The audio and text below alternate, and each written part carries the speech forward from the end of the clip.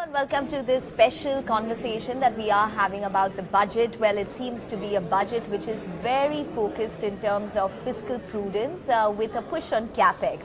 There were no populist measures despite the election being round the corner. It was mainly focused in terms of fiscal consolidation and the glide path towards the fiscal deficit. Hi, Ekta, and it just strikes the right balance, right? And I think, the market participants wanted to hear on this fiscal responsibility, prudence, while at the same time continuing to press the pedal on infrastructure, provide that infrastructure impetus. And, the market has got what they wanted. The government has indeed managed to strike the right balance, between the two. There are no big bang announcements in that sense. I guess it's expected because it's just an interim budget or vote and account. And also this time, a very concise speech lasting just under 1 hour.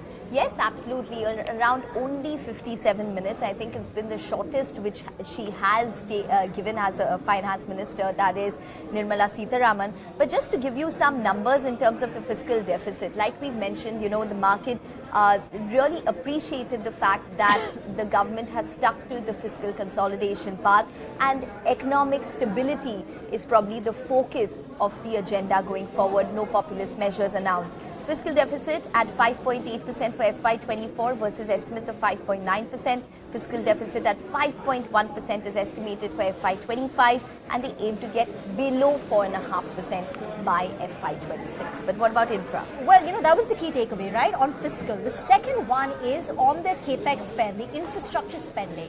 Now, this year, the government is committing, for next year, the government is committing to a capex increase, a spend of about 11.1 lakh crore. That's an increase of 11% compared to what they've done this year. But bear in mind, it also comes in on a high base because in the prior year, it was a 35% jump in infrastructure spending. No one anticipated that kind of a jump.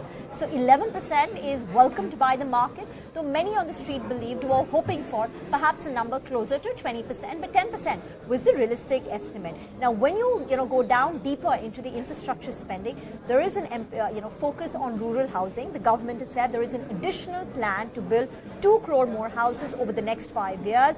Secondly, the focus on aviation also continues. He spoke about, the man spoke about expansion of more airports under the Udan scheme also. So aviation also continues to get that thrust. Railways, the FM announced to convert 40,000 railway bogies into Vande Bharat standards, and also travel and hospitality under infrastructure gets a boost because the finance minister spoke about development of iconic tourist centers which will favor the hospitality sector with hotels and restaurants across categories.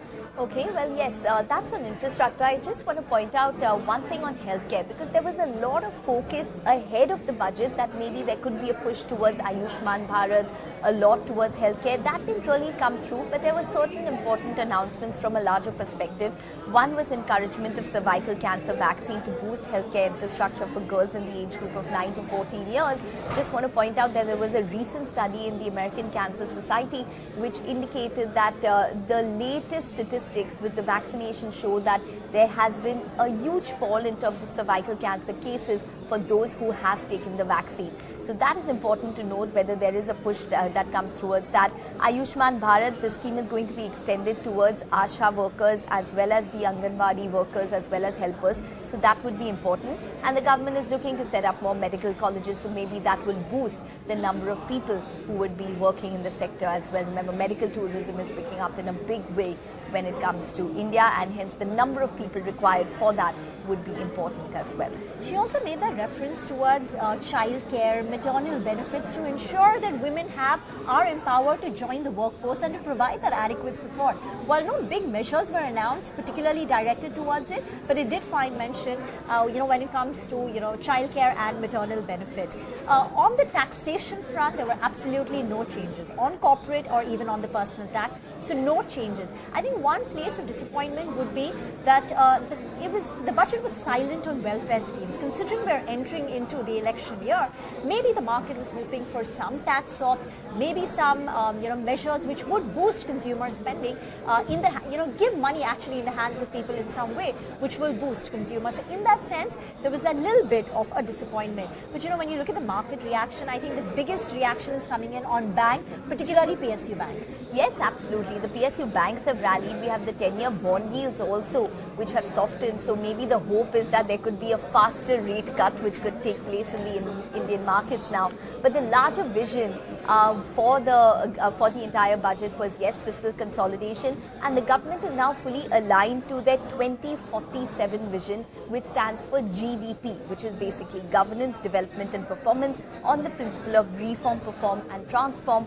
And come the full budget, if in case it is the same minister speaking again, then we could probably hear much more and a much larger vision in terms of where they expect India to probably go in the next 25 years. Thank you very much for listening to us. Stay with CNBC TV 18.